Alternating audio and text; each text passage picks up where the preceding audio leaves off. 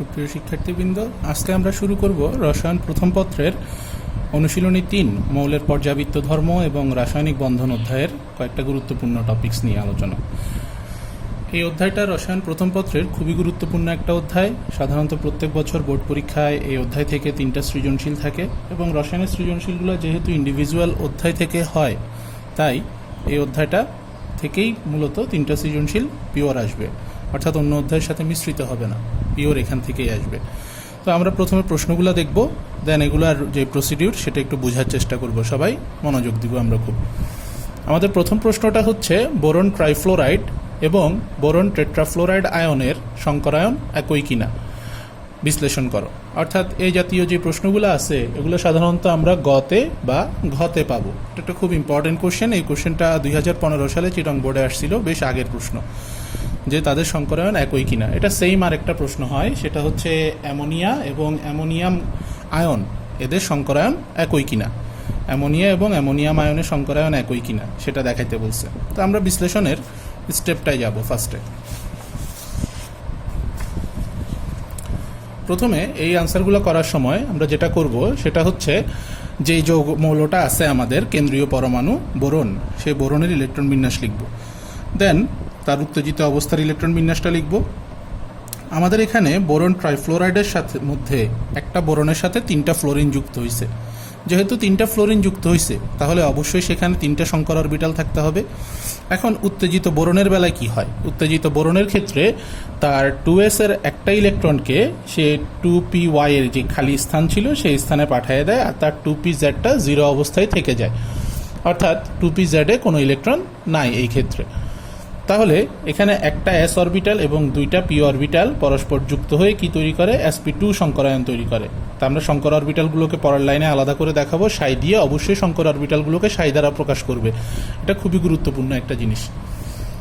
এবার আমরা মূল প্রশ্নে যাব যে বোরনের সাথে 3টা ফ্লোরিন কিভাবে যুক্ত হয় এবং সেখানে কি ঘটে।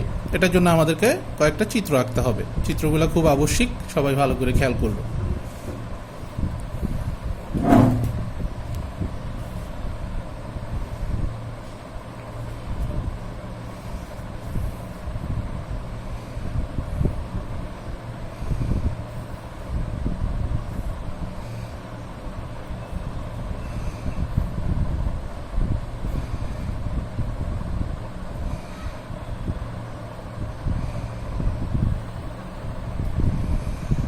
তার 2s অরবিটাল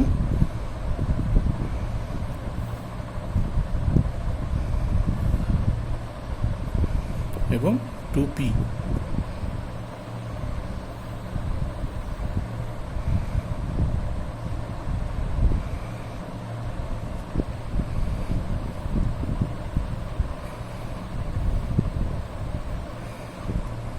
তারা পরস্পর যখন যুক্ত হবে তখন এই অরবিটালটার যে সংকটটা সেটার চেহারাটা হবে ঠিক এরকম।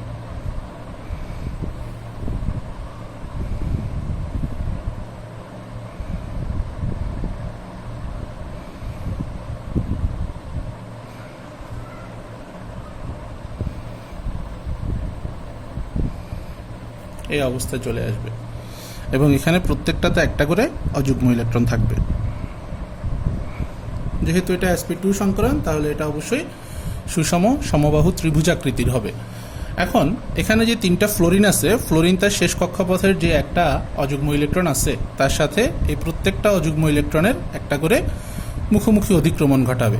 এখন এখানে কথা হচ্ছে আমরা অনেক সময় এই সংকর অরবিটালগুলোর সাথে যখন ইলেকট্রন শেয়ার করে এখানে গোল দিয়ে ফেলি। এটা গোল দিলে হবে না, মনে রাখতে হবে ফ্লোরিনের শেষ অরবিটাল হচ্ছে p orbital. p orbital dumbbell shape, সেটা গোল না। যদি এখানে হাইড্রোজেন থাকতো সেই ক্ষেত্রে হচ্ছে আমরা গোলাকৃতি দিতে পারতাম।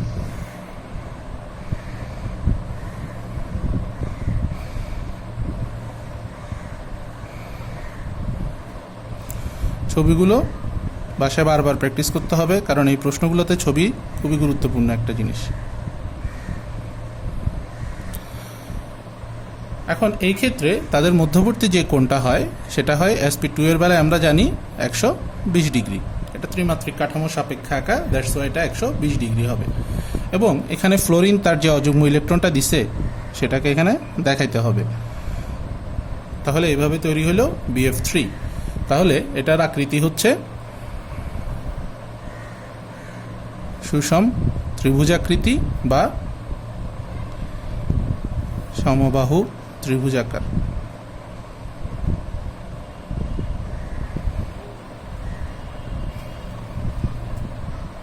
পরবর্তীতে আরেকটা যৌগ আছে এখানে, সেটা হচ্ছে বোরন ট্রাইফ্লোরাইড। যেটা তৈরি হইল সেই বোরন ট্রাইফ্লোরাইডের সাথে একটা ফ্লোরাইড আয়ন সন্নিবেশ সমযোজী বন্ধনের মাধ্যমে যুক্ত হবে, ফলে তৈরি হয় BF4 মাইনাস। এই BF4 মাইনাসের বেলায় তখন কিন্তু পুরো সিস্টেমটাই আমাদের আবার পরিবর্তিত হয়ে যাবে। সেটা কিভাবে পরিবর্তন হয় আমরা ফার্স্টে সেটা দেখব। আমাদের ওই ক্ষেত্রে যখন বোরনের উত্তেজিত অবস্থাটা ছিল, তখন বোরনের উত্তেজিত অবস্থার চেহারায় এটা ছিল 1s2 2s1 2px1 2py1 এবং 2pz0। আমরা 2pz-কে বাদ রেখে তারপর সংকরায়ন করছিলাম, কিন্তু যখন বোরন টেট্রাফ্লোরাইড আয়ন তৈরি হবে তখন এই শেষের দিকের 4টা অরবিটালকেই নিতে হবে আমাদের সংকরায়নের মধ্যে। ফলে এখানে খেয়াল করে দেখো 2pz-এ কোনো ইলেকট্রন না থাকা সত্ত্বেও আমরা তাকে সংকরায়নে অন্তর্ভুক্ত করছি। এতে ঘটনাটা কি ঘটবে? এতে ঘটনাটা হবে এটা sp3 সংকরায়ন। এটা sp3 সংকরায়নে চলে যাবে। এখন এটা যখন sp3 সংকরায়নে চলে যাবে তখন অরবিটালগুলোর নাম হবে 1s2 থেকে গেল 2ψ11 2ψ21 2ψ31 2ψ41, অর্থাৎ আমাদের এখানে নতুন 4টা সংকর অরবিটাল তৈরি হবে। এই নতুন 4টা সংকর অরবিটালের চেহারাটা আমাদেরকে এখানে আঁকতে হবে।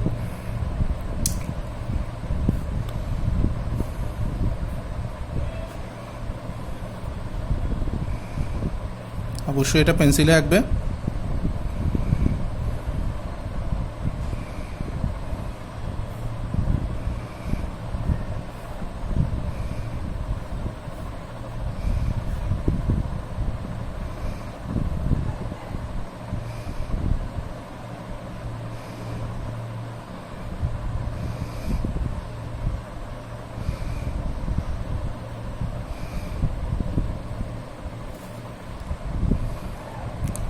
তারা সংকরিত হয়ে বোরনকে সেন্টারে রেখে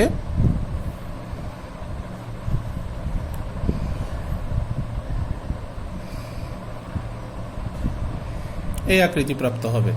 তাদের প্রত্যেকের সাথে একটা করে অযুগ্ম ইলেকট্রন থাকবে। এখন আমাদের কাছে কোশ্চেনটা ছিল সংকরায়ন একই কিনা। না, সংকরায়ন কখনোই একই না। আমাদের একটা হচ্ছে sp2 সংকরায়ন, একটা হচ্ছে sp3 সংকরায়ন। এখন বোরনের যে ইলেকট্রনগুলো এখানে সে অযুগ্ম অবস্থায় রেখে দিছে, তাদের প্রত্যেকের সাথে, এখানে নিচে আর জায়গা নেই, প্রত্যেকের সাথে ফ্লোরিনকে অবশ্যই তোমাদের দেখাইতে হবে। অর্থাৎ পরীক্ষা খাতা করার সময় এখানে মনে রাখতে হবে যে আমার নিচে আরও স্পেস দরকার আছে। অর্থাৎ এই প্রত্যেক ক্ষেত্রে আরেকটা ফ্লোরিন যুক্ত হবে।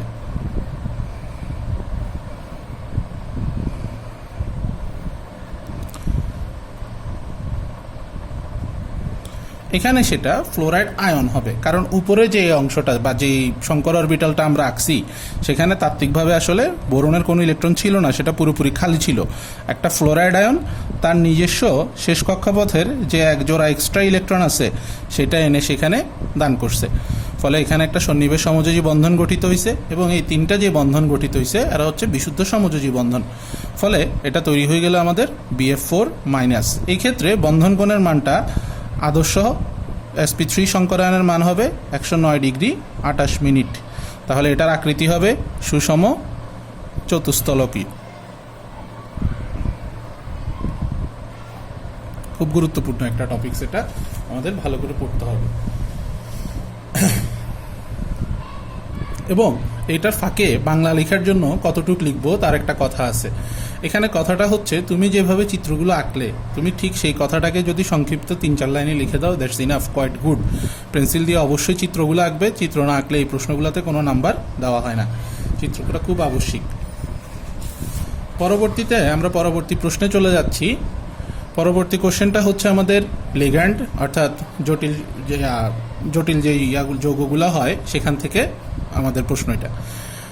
টেট্রায়ামিন কপার 2 আয়ন এবং টেট্রায়ামিন জিঙ্ক 2 আয়ন এর আকৃতি একই কিনা, এদের আকৃতি একই হয় কিনা সেটা দেখতে হবে। খুব গুরুত্বপূর্ণ একটা জিনিস, আমরা এটা একটু দেখব ডেমনস্ট্রেশনটা।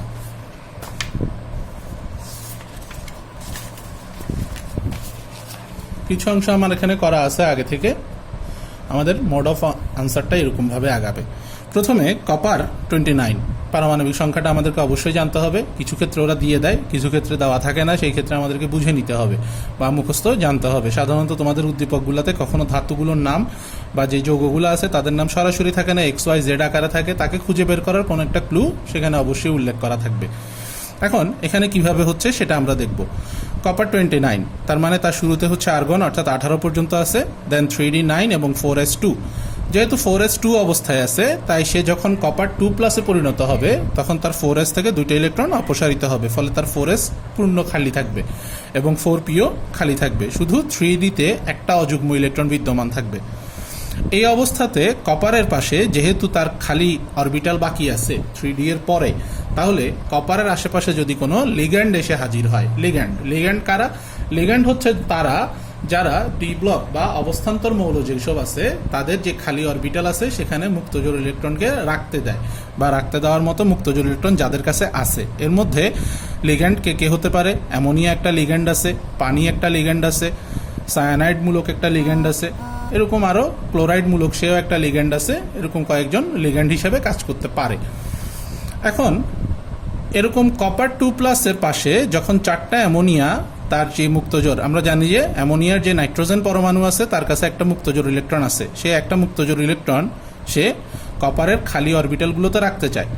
এখন রাখতে চাওয়ার এখানে কপারের এখানে একটা ছোট্ট ঘটনা আছে, সেটা হচ্ছে অ্যামোনিয়া হচ্ছে একটা প্রশম লিগ্যান্ড। প্রশম লিগ্যান্ড হচ্ছে তার কোনো চার্জ নাই, নিজস্ব কোনো চার্জ নাই, সে জাস্ট 2টা ইলেকট্রন বা এক জোড়া মুক্ত ইলেকট্রন রাখবে। ফলে সে 4s-এ একটা রাখে, মানে এক জোড়া রাখে। 4p-তে 3টা স্থান থাকার পরেও সে এখানে 2টা রাখে বা 2 জোড়া রাখে, একটাকে খালি রেখে সে 4d-তে চলে যায়। এখানে 2টা কারণ আছে। একটা কারণ হচ্ছে কপারের যে ডি অরবিটাল সেখানে একটা অযুগ্ম ইলেকট্রন থাকে, ফলে ইলেকট্রন মেঘের একটা বিকর্ষণের ব্যাপার আছে। দ্বিতীয়ত, অ্যামোনিয়া একটা বড় বৃহৎ আকৃতির প্রশম লিগ্যান্ড হওয়ার কারণে সে 4p-তে যখন একসাথে অনেকগুলো থাকতে চায় তখন তার এখানে ইলেকট্রন মেঘের ঘনত্ব অতিরিক্ত বেড়ে যায়, ফলে সে পার্শ্ববর্তী 4d-এর একটা ঘর দখল করে। ফলে এখানে একটা s অরবিটাল, 3টা p অরবিটাল এবং একটা d অরবিটাল পরস্পর মিলিত হয়ে একটা সংকরায়ন তৈরি করে, যেটাকে আমরা বলবো sp2d সংকরায়ন। এই sp2d সংকরায়নের মাধ্যমে কপার আয়ন 4টা অ্যামোনিয়াকে তার খালি যে অরবিটালগুলো আছে সেখানে রাখতে দেয় ইলেকট্রন, ফলে তৈরি হয় টেট্রাঅ্যামিন কপার 2 আয়ন। এখন এই টেট্রাঅ্যামিন কপার 2 আয়নের আকৃতিটা কেমন হবে?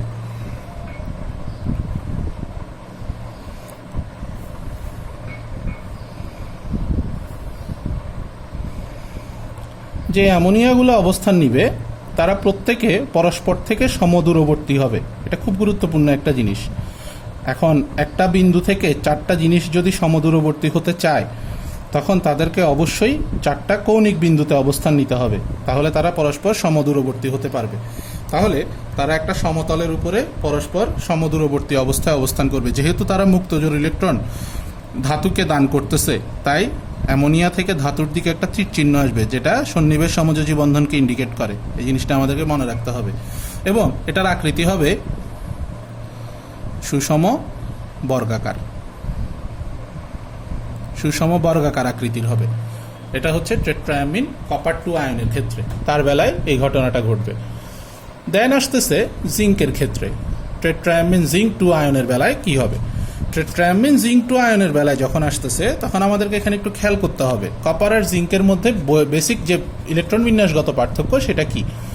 সেটা হচ্ছে 3d10 এবং আগেরটাই ছিল 3d9। কপারের বেলায় 3d9 ছিল, কিন্তু জিঙ্কের বেলায় হচ্ছে 3d10।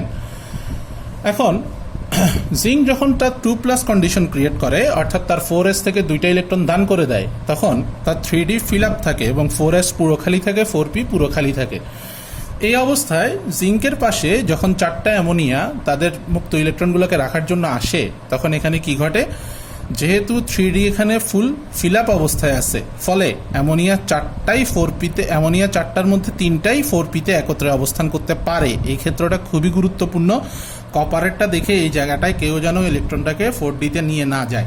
সেই ক্ষেত্রে একটা s এর সাথে 3টা p অরবিটাল পরস্পর মিশ্রিত হয়ে sp3 সংকরায়ন তৈরি করবে। এখন sp3 সংকরায়ন যেহেতু তৈরি হয়েছে, আমরা আগে থেকে জানি sp3 সংকরায়নের আকৃতি বা শেপ কেমন হয়।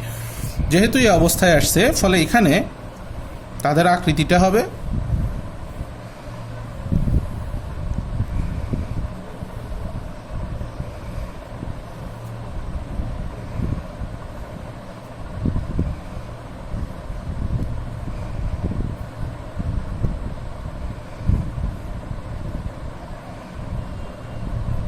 সুষম চতুস্তলকীয়।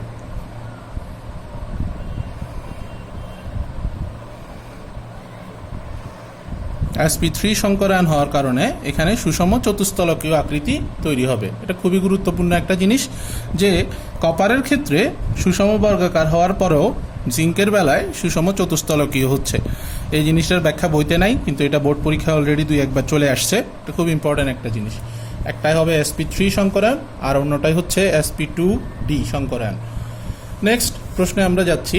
এরপরের প্রশ্নটা হচ্ছে ইথিন অণু সংকরায়ন বর্ণনা করতে বলছি। ইথিন অণু আমাদের বইতে চিরাচরিত যে প্রশ্নগুলো আছে তার বাহিরে এখন যেহেতু একটু নতুনত্ব আসার চেষ্টা করতেছে, নতুন প্রশ্নগুলো হচ্ছে, তাই ইথিন অণু সংকরায়ন, ইথাইন অণু সংকরায়ন, দেন ইথেনের সংকরায়ন, বেনজিনের সংকরায়ন, এই সংকরায়নগুলো আমাদেরকে একটু জানতে হবে। এমনকি টেস্ট পেপারে এরকমও পাওয়া গেছে কার্বন ডাইঅক্সাইডের সংকরায়ন। এই সংকরায়নগুলো একটু আনঅর্থোডক্স, অর্থাৎ চিরায়ত নিয়মের সাথে যায় না, তারপরে আমাদেরকে এগুলো একটু জেনে রাখতে হবে।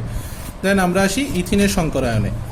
ইথিনের সংকরায়নের মধ্যে আমরা প্রসিড করব শুরুতে সেম সিস্টেমে। আমাদের এই সংকরায়নগুলো লেখার সময় সবসময় মনে রাখতে হবে শুরুটাতে অবশ্যই যেন আমরা একটা ইলেকট্রন বিন্যাসের অংশ রাখি।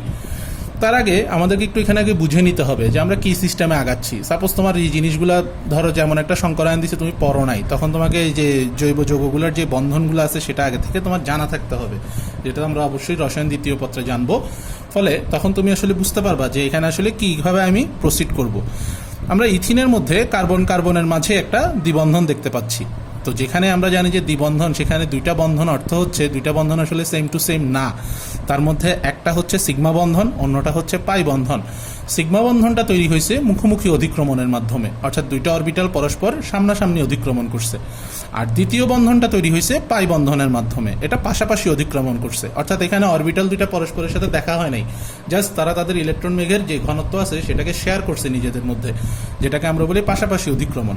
যেহেতু এখানে তাদের মধ্যে দেখা হয় নাই, তাই অবশ্যই পাই বন্ধন হচ্ছে একটা দুর্বলতম বন্ধন। খুব সহজে পাই বন্ধনকে আক্রমণ করা যায় এবং তাকে ভেঙে দেওয়া যায়। কিন্তু সিগমা বন্ধন যেহেতু মুখোমুখি অধিক্রমণের মাধ্যমে তৈরি হওয়া, তাই এটা একটা শক্তিশালী বন্ধন, সহজে এটাকে ভাঙা যায় না। খুব গুরুত্বপূর্ণ একটা জিনিস। তো আমরা প্রথমে আসবো সংকরায়নটা এখানে কার হয়েছে। ডেফিনেটলি এখানে কার্বনের হয়েছে। তাহলে আমরা আগে কার্বনের ইলেকট্রন বিন্যাসে যাব। কার্বনের ইলেকট্রন বিন্যাস থেকে আমরা স্পষ্ট দেখতে পাচ্ছি তার 2pz 0 অবস্থায় আছে, এবং উত্তেজিত অবস্থায় যখন তাকে আমরা ফর্ম করব তখন সে 2s থেকে একটা ইলেকট্রন রেখে আরেকটা ইলেকট্রনকে 2pz এর কাছে পাঠিয়ে দিবে। এখন আমরা এখানে স্পষ্টত দেখতেছি, আমরা যখন মিথেনের সংকরায়ন পড়ছিলাম আমরা পুরাটাকে নিছিলাম। তো এখানে প্রশ্ন আসতে পারে আমরা 2pz কে এখানে বাদ রেখে কেন সংকরায়নটা নিচ্ছি। এই ক্ষেত্রে আমাদের সবচেয়ে গুরুত্বপূর্ণ কথা হচ্ছে ওই যে শুরুতে আমরা দেখে নিছি এখানে একটা পাই বন্ধন আছে।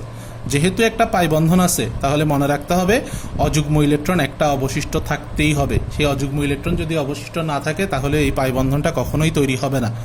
সেমভাবে আমাদেরকে যদি এখানে ইথাইন করতে বলতো CH ট্রিপল বন্ড CH, এখানে ডেফিনেটলি সেন্টারেরটা হচ্ছে সিগমা, উপরে আর নিচে হচ্ছে পাই বন্ধন। যেহেতু উপরে আর নিচে পাই বন্ধন, তাহলে এখানে আমাদেরকে অবশ্যই 2py এবং 2pz কে বাদ রেখে শুধু 2s এবং 2px এর মধ্যে সংকরায়নটা ঘটাইতে হইতো। এটা খুবই গুরুত্বপূর্ণ একটা জিনিস, আমাদেরকে এটা অবশ্যই মনে রাখতে হবে।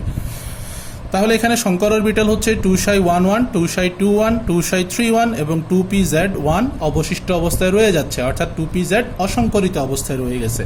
এবার আমরা যাব যে এটার মূল চিত্রটা অবশ্যই পেন্সিলে আঁকতে হবে। যে কথাগুলো এখানে বলা হলো সেটাকে বাংলা এখানে 3 লাইনে লিখলেই হবে। এটার বর্ণনা কখনো ডিটেলসে যাওয়ার দরকার নাই খুব একটা। মূল জিনিস হচ্ছে সংকরায়নের মধ্যে চিত্রের বর্ণনাটা।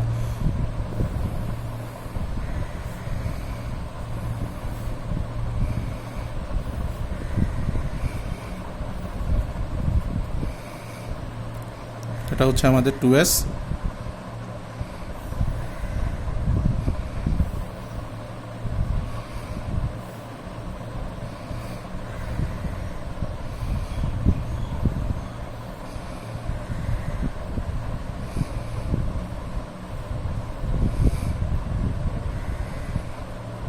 Two px, 2py, 2pz।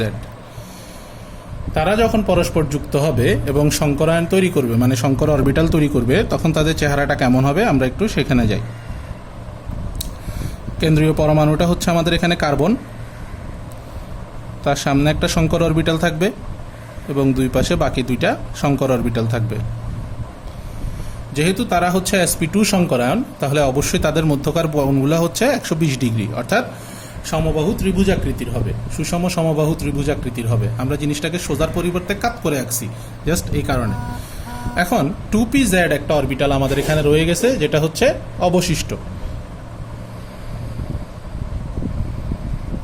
এটা হচ্ছে আমাদের অবশিষ্ট 2pz এ একটা অযুগ্ম ইলেকট্রন আছে এবং প্রত্যেকটা সংকর অরবিটালের মধ্যে একটা করে অযুগ্ম ইলেকট্রন আছে। এখানে একটা জিনিস আমাদেরকে বুঝতে হবে, 2pz এর উপরে আর নিচে আসলে পুরাটা মিলে সে একটা, উপরে আর নিচে দুইবার যেন আলাদা আলাদা দুইটা আবার অযুগ্ম ইলেকট্রন দেওয়া না হয়। দেন এই জিনিসটার সাথে এবার 4টা হাইড্রোজেন এসে যুক্ত হবে, 4টা হাইড্রোজেন এসে যুক্ত হবে। যখন এখানে 4টা হাইড্রোজেন এসে যুক্ত হবে তখন তারা কিভাবে যুক্ত হবে আমরা সেটাই দেখব। তার আগে এই যে আমাদের যে অরবিটালটা তৈরি হইলো, কার্বনের যে সংকরায়ন তৈরি হইলো, তারা নিজেদের মতো দুইটা অণু পরস্পর একত্রে যুক্ত হবে। কেন তাদের এরকম দুইটা অণুকে একত্রে যুক্ত করতে হচ্ছে? কারণ আমরা যদি ইথিনের সংকেতে দেখি সেখানে স্পষ্টত দেখা যাচ্ছে দুইটা কার্বন পরমাণু আছে। তাহলে সেইমভাবে sp2 সংকরিত দুইটা কার্বনকে পরস্পরের মুখোমুখি এনে বসাই। তারা তাদের sp2 সংকরায়নের একটা হাত দিয়ে পরস্পরের সাথে অধিক্রমণ করবে, যেটাকে আমরা বলবো হচ্ছে সিগমা বন্ধন। এবং এই কার্বনের এই পাশে দুইটা খালি sp2 সংকরিত অরবিটাল আছে, এই কার্বনের এই পাশে দুইটা খালি sp2 সংকরিত অরবিটাল আছে। সেই সংকর অরবিটালগুলোতে একটা করে অযুগ্ম ইলেকট্রন আছে।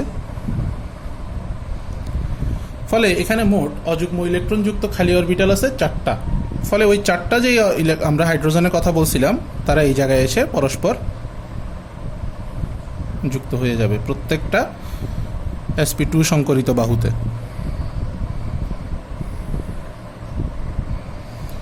হাইড্রোজেন যেহেতু s অরবিটাল বহনকারী, তাহলে এটা অবশ্যই গোলাকৃতি দিলেই চলবে। এখন প্রত্যেকটা কার্বনের কাছে আবার একটা করে 2pz অসংকরিত অরবিটাল আছে।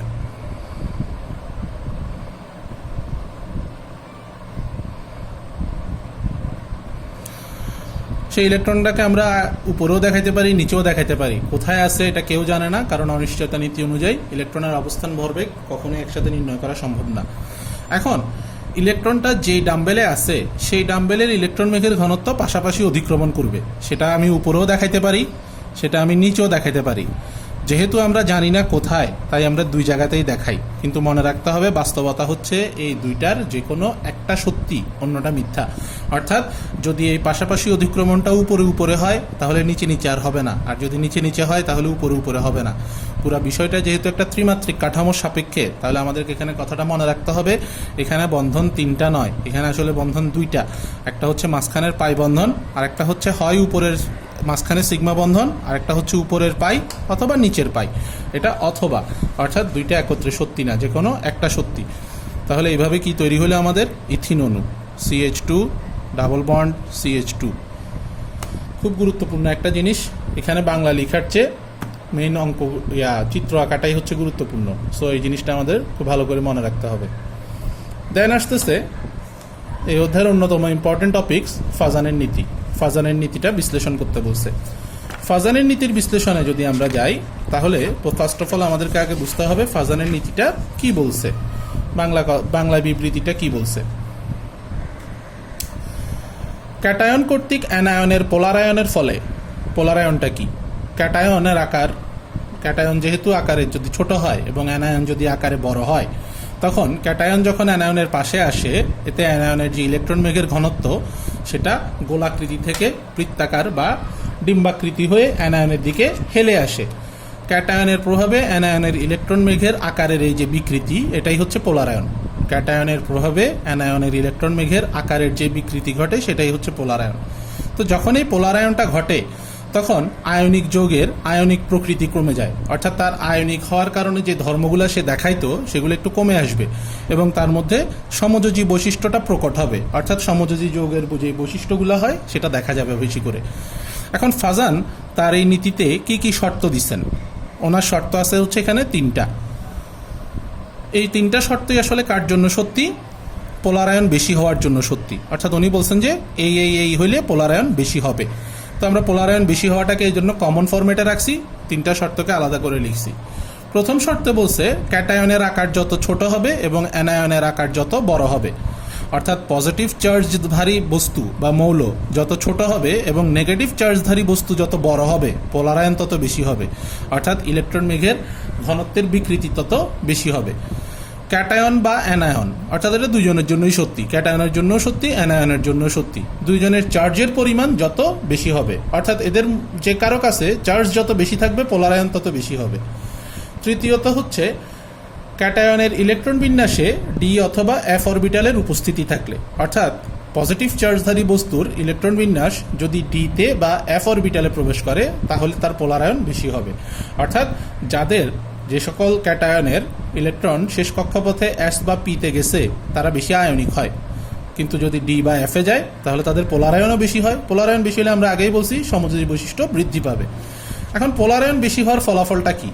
পোলার আয়ন বেশি হওয়ার ফলাফলটা হচ্ছে আয়নিক বৈশিষ্ট্য হ্রাস পায়, অর্থাৎ যত বেশি পোলার আয়ন ঘটবে যৌগটা তত কম আয়নিক হবে। অর্থাৎ আমরা 9-10-এর জ্ঞান দিয়ে যদি বলি তাহলে আমরা বলবো যে আয়নিক যৌগ, ঠিক আছে, কিন্তু ইন্টারের জ্ঞানে আবার প্রত্যেকটা আয়নিক যৌগ একই ধাঁচের না, মানে একই শক্তির না, এক একটা আয়নিক যৌগের মান আছে। একটা আয়নিক যৌগ বেশি তীব্র আয়নিক, একটা আয়নিক মধ্যম আয়নিক, আরেকজন আছে নিম্ন আয়নিক, অর্থাৎ আয়নিক ধর্মের আবার প্রকটতার পার্থক্য আছে।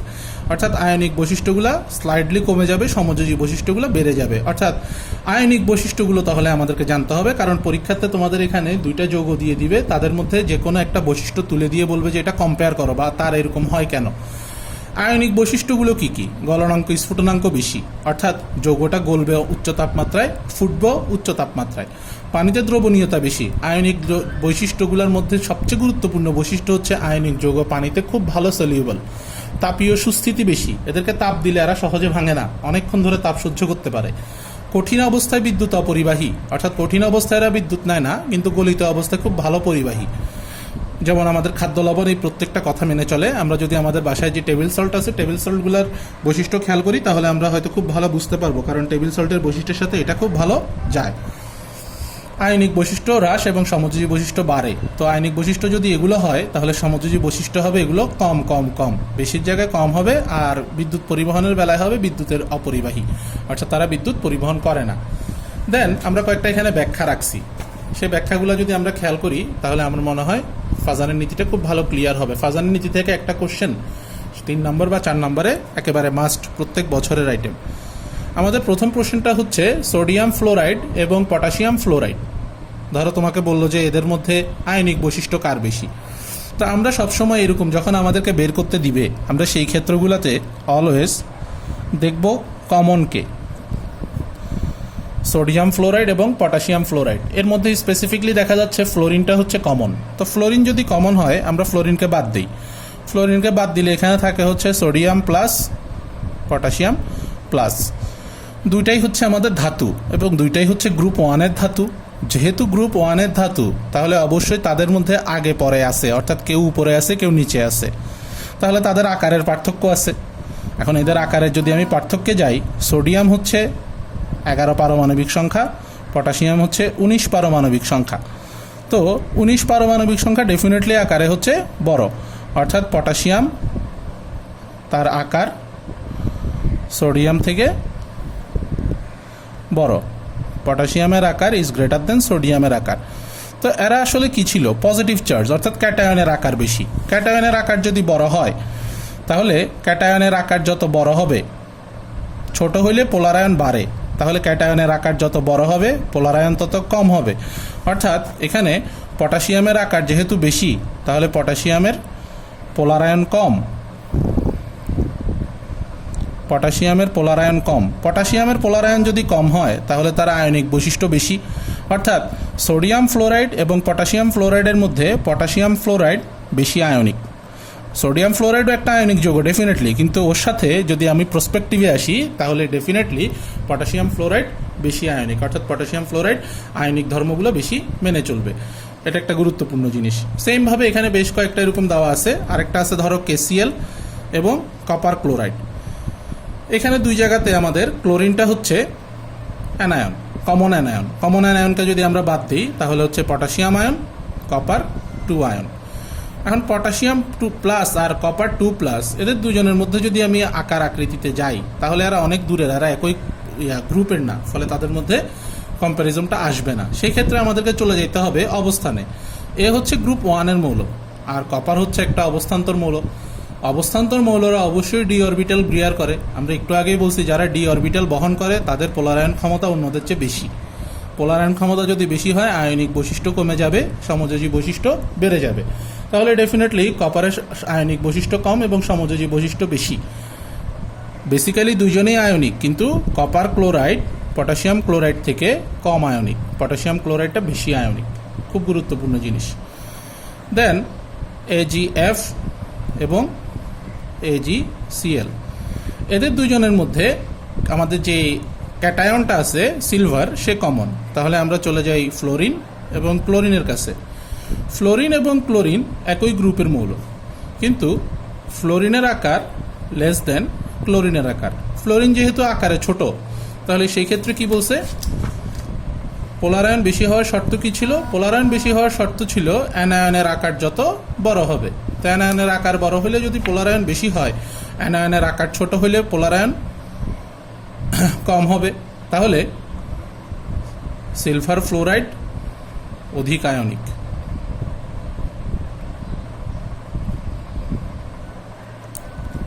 দেন আসতেছে চার্জের ক্ষেত্রে। চার্জের ক্ষেত্রে একটা ব্যাখ্যা আছে, এগুলো সবগুলোর ব্যাখ্যা বাংলায় নিজের ভাষায় লেখা যায়, এগুলো ব্যাখ্যা মুখস্থ করার কোনো দরকার নাই। তুমি যদি ফাজানের নীতিটা ভালো করে জানো, বুঝা থাকে, অবশ্যই এটা নিজের ভাষায় লেখা যাবে ইজিলি। অ্যালুমিনিয়াম ক্লোরাইড এবং সোডিয়াম ক্লোরাইড, অ্যানায়নটা আমাদের কমন, ফ্লোরিন অ্যানায়ন কমন, তাহলে তাকে বাদ দিলাম। অ্যালুমিনিয়াম 3+ এবং সোডিয়াম প্লাস। তো এদের দুজনের মধ্যে স্পেসিফিকলি দেখা যাচ্ছে দুজনেই হচ্ছে ক্যাটায়ন, কিন্তু একজনের ক্যাটায়নের চার্জের পরিমাণ বেশি, অন্যজনের কম।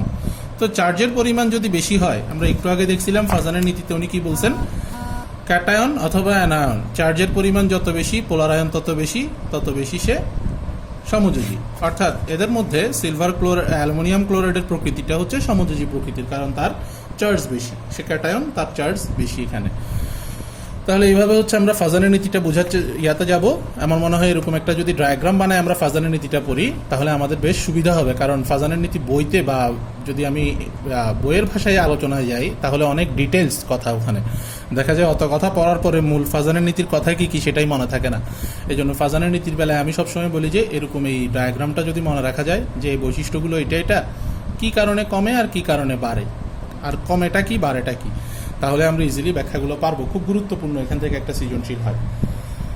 এর পরবর্তী আমাদের যে প্রশ্নটা, সেটা হচ্ছে অন্ত আণবিক এবং আন্ত আণবিক হাইড্রোজেন বন্ধন। এই অধ্যায়ের প্রায় সর্বশেষ টপিক্সের মধ্যে এটা একটা, অন্ত আণবিক এবং আন্ত আণবিক হাইড্রোজেন বন্ধন।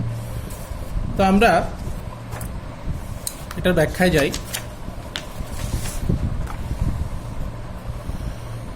অন্ত আণবিক কি বুঝাইছে?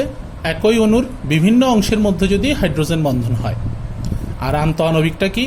একই অণুর মধ্যে, মানে একই যৌগের একাধিক অণুর মধ্যে যদি হাইড্রোজেন বন্ধন হয়। তো আমরা দুইটা সহজ উদাহরণে যদি যাই, তাহলে আমার মনে হয় আমরা বেশি ভালো বুঝতে পারবো। জৈব যৌগটা আমাদের যেহেতু এখনো এত ভালো পড়া হয় নাই, সো আমাদের নামটা নিয়ে একটু ডাউট লাগতে পারে, তারপর আমরা এটা ভালো করে দেখব। দুইটা যৌগ নিব আমরা।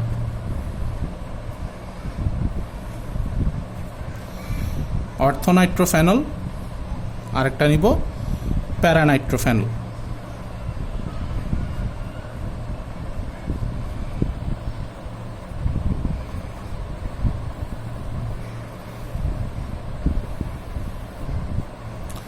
পেনজিন বলয়ে যদি হাইড্রক্সিল মূলক যুক্ত থাকে, তাহলে সেটাকে আমরা বলি ফেনল। নাইট্রো মানে হচ্ছে NO2 মূলক, অর্থ তার মানে হচ্ছে এই অবস্থানে একটা NO2 মূলক আছে, আর এটা হচ্ছে আমাদের প্যারানাইট্রোফেনল।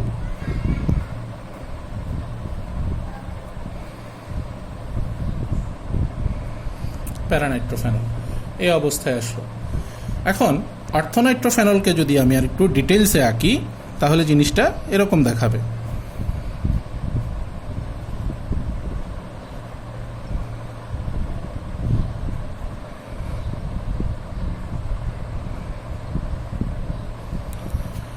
এখানের হাইড্রক্সিন মূলক এবং নাইট্রোমূলকের যে দুইটা অক্সিজেন আছে তার মধ্যে একটা সুস্থিত আর একটা অস্থিত।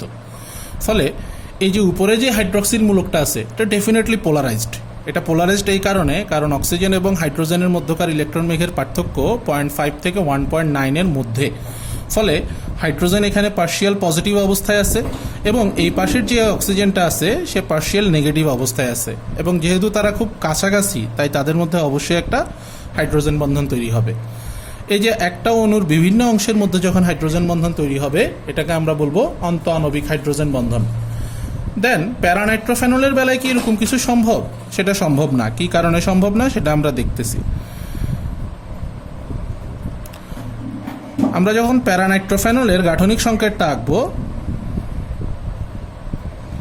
তখন এখানে দেখা যাচ্ছে উপরের যেই পার্শিয়াল পজিটিভ হাইড্রোজেন এবং নিচের যে পার্শিয়াল নেগেটিভ হাইড্রোজেন অক্সিজেন তাদের মধ্যে একটা বড় ডিস্টেন্স আছে। এত দূরত্বে হাইড্রোজেন বন্ধন কাজ করে না, কারণ হাইড্রোজেন বন্ধন নিজেই হচ্ছে একটা দুর্বলতম বন্ধন।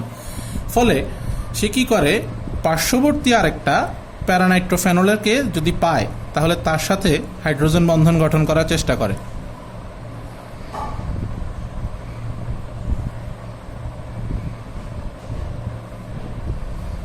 এখানে এটা পার্শিয়াল নেগেটিভ অক্সিজেন আছে, ফলে তারা পরস্পর যুক্ত হয়ে যায়।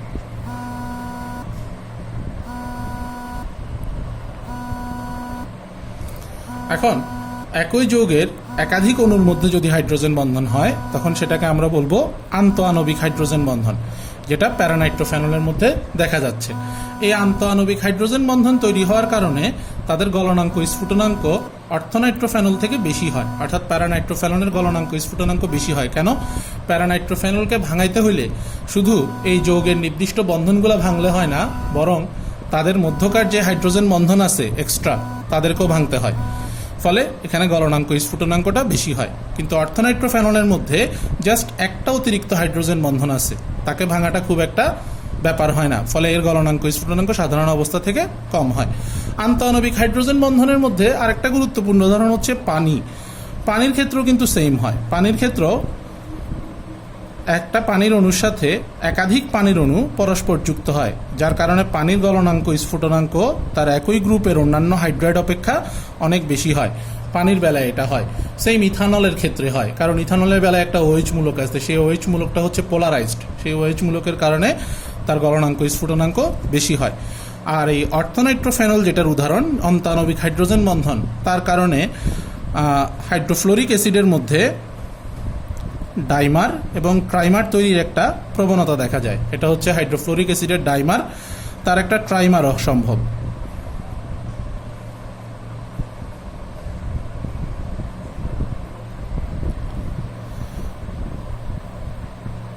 প্রত্যেক জায়গার যে হাইড্রোজেন ফ্লোরিনগুলো আছে তারা পরস্পর যুক্ত হয়ে একটা